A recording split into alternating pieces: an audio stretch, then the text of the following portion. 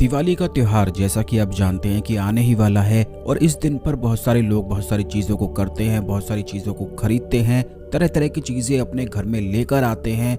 काफ़ी लोगों को तो इस दिन का बेसब्री से इंतजार रहता है जिससे कोई तंत्र साधना कर सकें, कोई मंत्र साधना कर सकें और किसी भी चीज़ की सिद्धि प्राप्त कर सकें, क्योंकि ऐसा कहा जाता है कि इसी दिन सभी देवताओं ने, सभी असुरों ने इसी दिन सिद्धि प्राप्त करी थी। तो इसीलिए यह दिन एक आध्यात्मिक दृष्टि से सबसे अधिक शक्तिशाली बताया जाता है। वहीं दूसरी ओर इस दिन माता लक्ष्मी का जन्म भी हुआ था।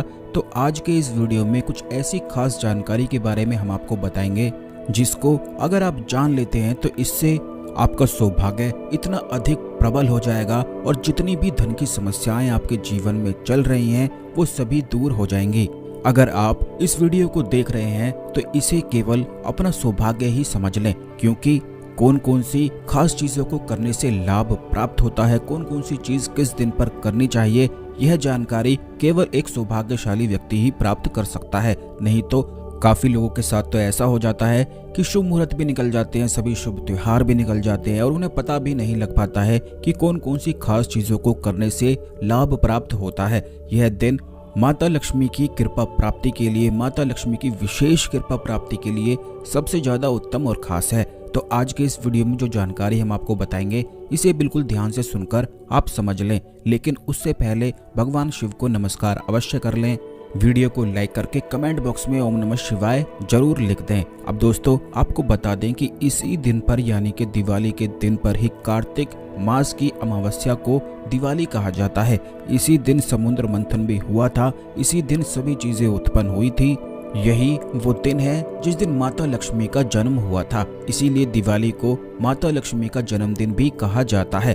अब जिन लोगों के जीवन में नकारात्मक ऊर्जाएं बहुत ही ज्यादा अधिक रहती हैं, बिल्कुल भी सकारात्मक प्रभाव उन्हें मिलता नहीं है या कुछ भी उनके जीवन में अच्छा होता ही नहीं है, तो दिवाली पर कुछ खास प्रयोग और कुछ खास चीजें आपको अवश्य ही लानी चाहिए। काफी लोग तो बेकार की इतनी सारी चीजें दिवाली पर लेकर आ जाते हैं जिनका कोई भी लाभ होता नहीं है, बल्कि उल्टा उनका नुकसान हो जाता है। तो दोस्तों आपको बता दें कि आपको फिजूल की बेकार की चीजों को लेने से दिवाली के दिन अवश्य ही बचना चाहिए। यह माता लक्ष्मी का जन्मदिन होता है और इस दिन आपको अपने धन की बर्बादी बिल्कुल भी नहीं करनी चाहिए, बल्कि इस दिन आपको माता लक्ष्मी का ध्यान करना चाहिए।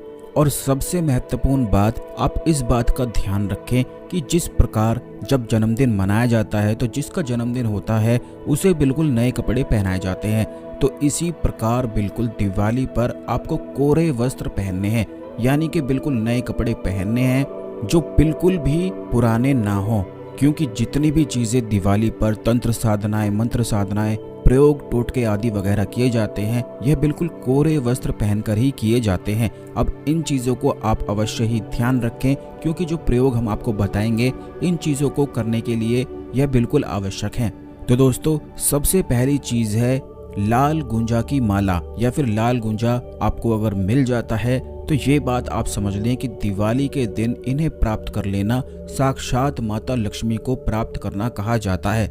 इन्हीं बीज को वशीकरण के लिए, शत्रु उच्चाटन के लिए, शत्रु से छुटकारा प्राप्ति के लिए इस्तेमाल भी किया जाता है, लेकिन इन्हें माता लक्ष्मी का स्वरूप बताया गया है, यानी कि इसे अपने पास रखने वाला किसी भी प्रकार की नेगेटिव शक्तियों से प्रभावित नहीं होता है। अगर आपको ऐसा लगता है कि आपके जीवन में धन की बहुत ही ज़्यादा अधिक समस्याएं हैं, कोई शत्रु आप पर काला जादू करवाता है, कोई ना कोई तंत्र प्रयोग, टोटके आदि वगैरह आप पर करता ही रहता है आपको परेशान करने के लिए, क्योंकि आजकल के ज़माने में तो जरा सा अगर आप किसी को कुछ बोलेंगे तो वह शत्रुता निकालने के लिए निकल पड़ता है। तो ऐसे लोगों से बचने के लिए आपको केवल इतना करना है कि दिवाली के दिन या फिर उससे पहले एक दिन पहले ही आप लाल गुंजा की माला लेकर आ जाएं।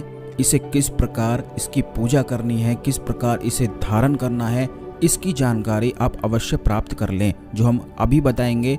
लेकिन कौन कौन लोग इसे धारण कर सकते हैं ये बात आप पहले जान लें। जैसे कि अगर आपको ऐसा लगता है कि आपके किसी बच्चे को या फिर आपके घर में किसी को बुरी नज़र बहुत ज़्यादा अधिक लगती है, कोई बहुत ज़्यादा अधिक मेहनत करता है, मेहनत का लाभ ही नहीं मिल पाता है, या फिर जिस भी व्यक्ति को बहुत अधिक शत्रु परेशान करते हैं, हमेशा ही उसके रास्ते में आते हैं, हमेशा ही उसकी खुशी को देखकर चलते हैं, तो इन सभी परेशानियों में लाल गुंजा की माला का इस्तेमाल किया जा सकता है। वैसे तो इसका इस्तेमाल वशीकरण के लिए भी किया जाता है, और वशीकरण किस प्रकार इस माला से किया जाता है, इन बीजों से किया जाता है, ये भी हम आने वाले वीडियोस में अवश्य ही आपको जरूर ही बताएंगे, और दिवाली से पहले ही बताएंगे। तो इसीलिए आप चैनल को सब्सक्राइब करके अवश्य रखें, जिससे जब भी हम आपके लिए यह जानकारी लेकर आएंगे तो यह वीडियो भी आप जरूर ही देख सकें और उन प्रयोगों को कर सकें जो आपके लिए अति लाभप्रद हैं। क्योंकि केवल उन्हीं प्रयोग को करने से जीवन में तरक्की आती है, सफलता आती है, जो अधिक तीव्र होते हैं और तंत्र से जुड़े हुए होते हैं। और हम अपने चैनल में हमेशा ही बड़ी ही ज्यादा खास जानकारी आपको बताते हैं। तो दिवाली के दिन इन बीजों को प्राप्त करने के बाद आपको माता लक्ष्मी के चरणों में इन्हें रख देना है। धूप दीप आदि दिखाकर माता लक्ष्मी के सामने लक्ष्मी गायत्री मंत्र का जाप किया जाता है। काफी लोगों को इस बारे में जानकारी नहीं होती है कि हर एक वनस्पति को सिद्ध करने के लिए, उन्हें जागृत करने के लिए, शक्ति से पूर्ण करने के लिए अलग अलग मंत्रों का इस्तेमाल किया जाता है। और गायत्री मंत्र कई प्रकार के होते हैं, तो सिर्फ आपको लक्ष्मी गायत्री मंत्र का ही इस्तेमाल करना है। लक्ष्मी गायत्री मंत्र से ही लाल गुंजा की माला को, लाल गुंजा के बीजों को शक्ति पूर्ण किया जाता है, जागृत किया जाता है और धन आकर्षण की चुंबक बनाया जाता है। यानी कि सिर्फ एक बीज से इतना अधिक लाभ आपको मिलेगा कि अगर धन की समस्याएं होती हैं, कर्ज में आप बहुत ज़्यादा परेशान हैं, कर्ज ने आपको पीड़ित कर दिया है और बिल्कुल भी आपको नींद नहीं आती है, तो दिवाली की रात पर अगर आप इस माला को, इन बीजों को सिद्ध करके धारण कर लेते हैं, अपनी तिजोरी में रख लेते हैं और उन जगह पर रख देते हैं जहां पर आप धन, सोना आदि वगैरह रखते हैं, जिन चीज़ों का आप विस्तार अधिक बड़ा चाहते हैं, वहां पर आप इन सब चीज़ों को रख सकते हैं। खुद भी पहना जा सकता है, ब्रेसलेट बनाकर पहना जा सकता है। बस इस बात का आपको ध्यान रखना है कि नाभि से ऊपर किसी भी प्रकार में आप इन्हें धारण कर सकते हैं। नाभि से नीचे बिल्कुल भी इन्हें नहीं पहनना है, क्योंकि ये माता लक्ष्मी का स्वरूप है। तो इन्हें बिल्कुल आदर के साथ ही आपको सम्मान करना है। लक्ष्मी गायत्री मंत्र का आपको 51 माला जाप करना है। ये प्रयोग आप रात के समय, सुबह के समय, दिन में, दिवाली पर कभी भी किया जा सकता है। लेकिन दिवाली की रात अधिक विशेष खास होती है, क्योंकि केवल दिवाली की रात पर ही माता लक्ष्मी भ्रमण को निकलती हैं। तो केवल आपको रात का ही इस्तेमाल अगर आप करते हैं, वैसे तो जैसा कि हमने बताया कि कभी भी आप पूरे दिन में कभी भी कर सकते हैं, लेकिन रात में करेंगे तो ज़्यादा अच्छा है और आवश्यक भी है।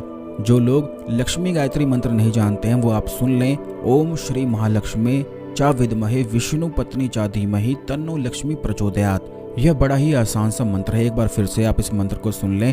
ओम श्री महालक्ष्मी चा विद्महे विष्णु पत्नी चा धीमहि तन्नो लक्ष्मी प्रचोदयात्। बस इस मंत्र का 51 माला जाप आपको करना है। लाल गुंजे की माला को सामने रखना है और किसी भी रुद्राक्ष की माला से इस मंत्र का जाप आपको करना है। इस मंत्र को तभी जाप करना है जब आप माता लक्ष्मी को किसी मिठाई का भोग लगा दें और चौमुखी दीपक जला दें। अगर दिवाली की रात पर चौमुखी दीपक अखंड जलता है बिल्कुल सुबह तक, और उसके पास लाल गुंजा की माला अगर स्थापित कर दी जाए, तो इससे यह अपने आप भी सिद्ध हो जाती है, क्योंकि माता लक्ष्मी का दिन होता है। इस दिन माता लक्ष्मी भ्रमण पर निकलती हैं। तो अगर आप मंत्र का जाप ना भी कर पाएं, तब भी इसका लाभ आप पूर्ण रूप से उठा सकते हैं। तब केवल आपको इतना करना है कि इस माला को चौमुखी दीपक के सामने माता लक्ष्मी के चरणों में रख देना है और फिर सुबह उठकर इसे अगले दिन दिवाली के पहन लेना है। वैसे अगर लक्ष्मी गायत्री मंत्र का जाप किया जाता है तो आप ये समझ लें कि इससे आपका ऑरा बिल्कुल क्लीन हो जाएगा, क्योंकि हमने पिछले वीडियोस में भी आपको बताया है कि हर एक व्यक्ति का आभा मंडल होता है। उसके जीवन में परेशानी आती है, धन कितना आएगा, धन को वो आकर्षित कर पाएगा या नहीं, अपने रिलेशनशिप को अच्छा बना पाएगा या नहीं, यह सभी कुछ आभा मंडल से ही निर्धारित होता है। और जो लोग तंत्र को जानते हैं वह आभा मंडल को पूरी तरह से अच्छी तरह से समझते हैं। इसीलिए जिस भी चीज़ की उनके जीवन में कमी होती है, उसी प्रकार वे आभा मंडल को ठीक करके उन चीज़ों को अपने जीवन में आकर्षित कर लेते हैं। काफ़ी लोग ऐसा समझते हैं कि हम ज़्यादा अधिक नेगेटिव सोच रहे हैं, जबकि ऐसा नहीं होता है, क्योंकि इस दुनिया में कोई भी अपने लिए नेगेटिव नहीं सोचना चाहता है, कोई भी दुख पाना नहीं चाहता है। लेकिन फिर भी दिमाग अधिक नेगेटिव जब सोचता है तो वह आप नहीं सोच रहे होते हैं, बल्कि आपके आभा मंडल में या आभा मंडल के आसपास जब नेगेटिव शक्तियां होती हैं तो वह अदृश्य रूप से आपकी सोच को प्रभावित करती हैं। इस बात को आप खुद भी चेक कर सकते हैं और खुद भी देख सकते हैं कि जब भी आप किसी मंदिर में जाते हैं तो वहाँ पर किसी भी प्रकार की नेगेटिव शक्तियाँ, नकारात्मक शक्तियाँ होती नहीं हैं। तो सिर्फ मंदिर जाने से ही सोच बिल्कुल पॉजिटिव हो जाती है। जबकि आप अपने घर में नेगेटिव सोचते हैं और मंदिर में जाकर बिल्कुल सोच सकारात्मक हो जाती है, तो यह जितनी भी शक्तियाँ होती हैं अदृश्य रूप से सोच को प्रभावित करती हैं। अगर आप हमेशा ही परेशान रहते हैं, चिंता में रहते हैं, तो आप ये समझ लें कि आपके घर में, आपके आसपास बहुत अधिक नकारात्मक शक्तियां हैं। कई बार तो इन्हें शत्रु भेजते हैं, कोई कुछ करता है तब ये आकर्षित हो जाती हैं, और कई बार व्यक्ति इन्हें खुद भी आकर्षित कर लेता है। तो अगर आप दिवाली की रात पर इन बीजों की माला बनाकर अपने गले में धारण कर लेते हैं, अपने हाथ में धारण कर लेते हैं, तो इससे सभी नकारात्मक ऊर्जाएं बिल्कुल आपसे दूर हो जाती हैं, डर कर भागती हैं, और आपका एक आभा मंडल धन आकर्षित यानी कि धन को चुंबक की तरह खींचने लग जाता है।